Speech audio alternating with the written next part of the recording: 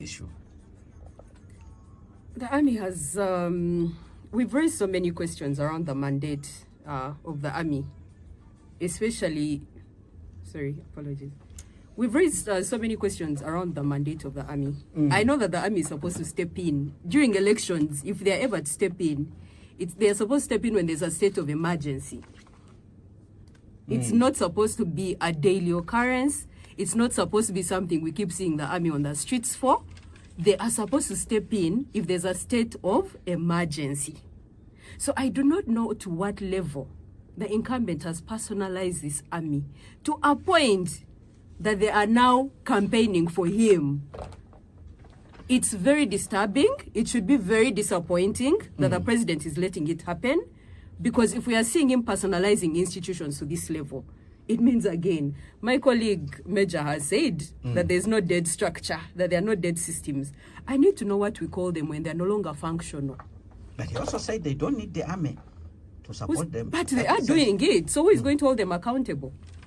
They are doing it. We are not seeing NRM refusing that they should not be doing it. They are not being... I want Museveni to come out and call them out and say, this is not your mandate, stop doing it. He should be able to call them out. They're embarrassing him. And they're showing that there's a decay of systems. The army is not meant to be partisan to this level. But they've personalized themselves to Musevenism. Now they have become his campaigners. Where have you ever seen the army doing that? Which country? I think we've personalized systems to a level. And you've even talked about something up here, where the army has reached a level of even entering normal economic systems to start controlling them. This has been a deliberate action of Musevenism. You personalize institutions to a level where they fail to function and do the right functions they're supposed to do. Now they are doing the only thing they know is going to bring them money. They're going to campaign for Museveni. That is the only issue. How can you allow them to campaign for you? To embarrass NRM to that level? That the system of where the army is now working for the people is so obvious that they're no longer doing it, and you're comfortable continuing to campaign? He should be calling out. This is very embarrassing. He has personalized the army. So you think President Museveni should tell the army to stop what he should call them out? If these systems start embarrassing him, you're telling us the systems are not dead. Why aren't they functioning? This is embarrassing to him as an incumbent. You need to show people that these systems still work for them. How can they go and start campaigning? How will we know that they are non-partisan if they are campaigning for the incumbent? How will we know that? It means you've personalized them to you, the president, and it means there are favors you're giving them that now they feel the need to start defending you. So let this new Updf Act they passed, let us see it doing its role. That now you're behaving against the mandate of your role, we are going to try you. But instead you're trying civilians, like Timothy was saying. So that's an impunity. So you want them court-martialed? They should be tried according to the rules of the marshal. Why are they campaigning? They're supposed to be non-partisan.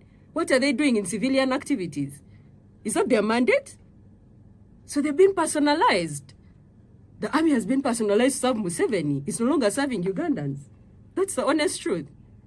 All right, let's go to Major Way. But it wouldn't hurt also to hear your thoughts now, since we are handling it in a thematic manner. We have seen, serving military officers campaigning openly for the NRM, something that is contrary to the Updf Act, as stated by Yvonne. Okay, thank you. I made my position on the army, and I will say it again. And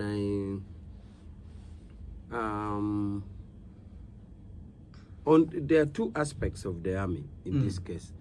There's the aspect of the army campaigning, but also we had been dragging the aspect of the army involvement in the electioneering or the campaign itself.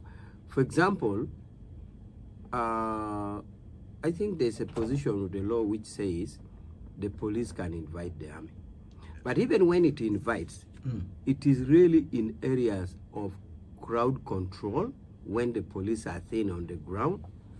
And in the case of, say... a state of emergency. I don't want to go to that extent. But for example, if the polling stations were so many and the police were few to be deployed, they would put a soldier to do that, just to sit and watch. Okay?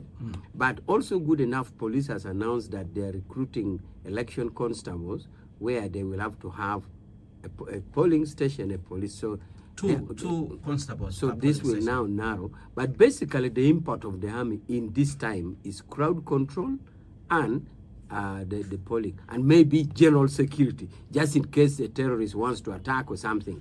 So, but they are not imported for political reasons. All right. Now, the other aspect for campaign is that Yvonne says, why has NRM allowed or Museveni allowed? Now, these officers have not been allowed.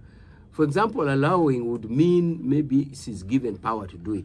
But if an officer does it on a zeal or an overzeal of her own, it's a breach, and the army will follow it up on that. But you cannot say it was allowed. Allowing means given permission to do it.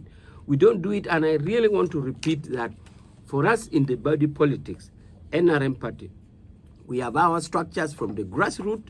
The smallest unit is a village, and we have it up to the national chairman. We have the capacity to handle this, and we have the support, and we are going to win. And I reinforce my earlier statement that our well-wishers should sit and watch. Now, there was the issue of money of NUP that Council Museveni. But staying with you a little bit on the issue of the army, do you agree with Yvonne that there should be action on the officers who are actually campaigning openly? You have been saying. You yourself, as a lawyer, but also as an ex-soldier, you understand the law. We have insisted that there's rule of law, and that's a blanket statement that should be operationalized. That rule of law is rule of law, and those stakeholders who are supposed to see the enforceability should not sleep, and therefore we leave. Asking for an opinion. All right.